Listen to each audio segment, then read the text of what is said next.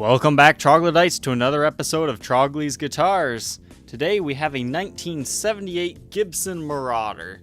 Now, I've had a few of these on my channel, but I think I finally had mostly all the versions of the Marauder. The wiring of these changed from year to year. This is one that has a blend knob with the original chicken head knob on it, where basically, depending on where you have this set, it actually goes about 3/4 of the way instead of just the suggested treble to reverb there. It goes, about 3/4 of the way. There's, 1/4 of a difference there. But basically what you're selecting is a blend between the two Bill Lawrence pickups. Some people like that. I think that's great for recording. You can get just that exact sound you want, but for live purposes, I kind of hate this version because it takes too long to get from treble to, rhythm. I prefer the 3-way switch version.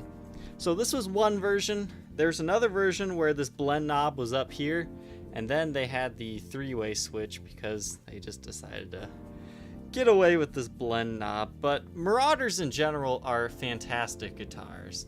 Now you're gonna wonder, why is this one blue? Blue is not a factory color. This is a refinished one, and this isn't one of those crappy spray paint jobs. This actually looks pretty good to me.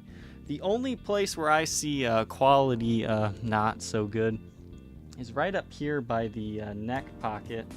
There's a very tiny area right here that's kind of bubbled, and if you pick at it, I think it would chip, but everywhere else is good. So it's a quality refinish job on a very cool guitar.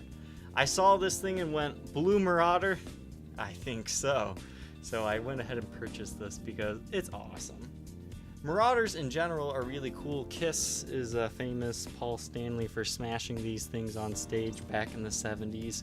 He'd play his really nice Les Pauls and then switch to these cheap things that look similar from the back, and he'd smash all the factory seconds. So that's kind of the claim to fame for these Marauders, but they're actually fantastic guitars. They're kind of like Gibson's Telecaster.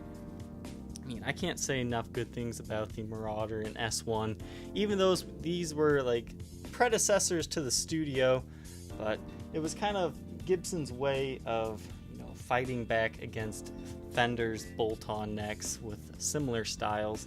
But what's kind of bad about these and why they weren't super popular is because they were too Gibson in shape and scale length for Fender players, so they didn't like them, but it was too Fendery in sound for Gibson players. So they just kind of fell in the middle. But now that they've reached vintage status, they're starting to come up in price, and people really do appreciate these guitars a little bit more. So let's go ahead and take a look at the condition. You can see the headstock here is in good shape. You do have some very light wear and tear around the edges here, as you can see there, but overall not too bad. You've got some light string change wear and scratches, but overall good shape. Original tuners. One of these tuners has been replaced because there's an original one of these in the case. So I don't know which one it is. They all look original to me, but at some point in time one of them was replaced. I guess now that I look at it, it's this one right here. That backing was replaced. It's still an original Gibson part, but you do have the original tuner in the case. The nut has been replaced on this one. As you can see here, there's no lacquer over the edges, and it doesn't quite butt up to the neck perfectly, but it does the job well enough. What's really nice about this one is the lacquer has aged a very nice golden hue. I mean, if you're a Michigan fan, this is a pretty cool guitar because it's got your colors on it. I'm not a big football guy myself, but I do like these colors, and this aged fretboard looks awesome. And what's best about all this is there's no wear spots. I hate maple fretboards that have areas where the lacquer has been worn off. I just think it looks kind of garbage.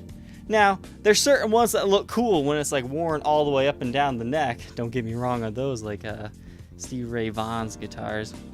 But when it's just one area, I think it looks kind of trashy. So I'm glad this one doesn't have any of those wear spots. The frets are in good shape. They do show some wear. You've got a 60s profiled neck on this one. But overall, this is a fantastic player. But I would definitely suggest modding this out for a three-way switch. Just my personal preference. You might prefer the blends. So once again, refinished body. I couldn't tell you if it was poly or nitro. It might be poly. I'm not 100% sure. And I'd rather not do the test where you gotta strip the finish off with a thing to tell if it's poly or not. So it's refinished. I can tell you that. It doesn't glow under black light, but everything's original except for, once again, the nut, the one tuner backing replaced with the correct part. And it looks like just the screws were actually replaced on the strap pins. The pins themselves look original to me, but they could have been replaced. But you've got the original Bill Lawrence humbuckers and the single coil thing here.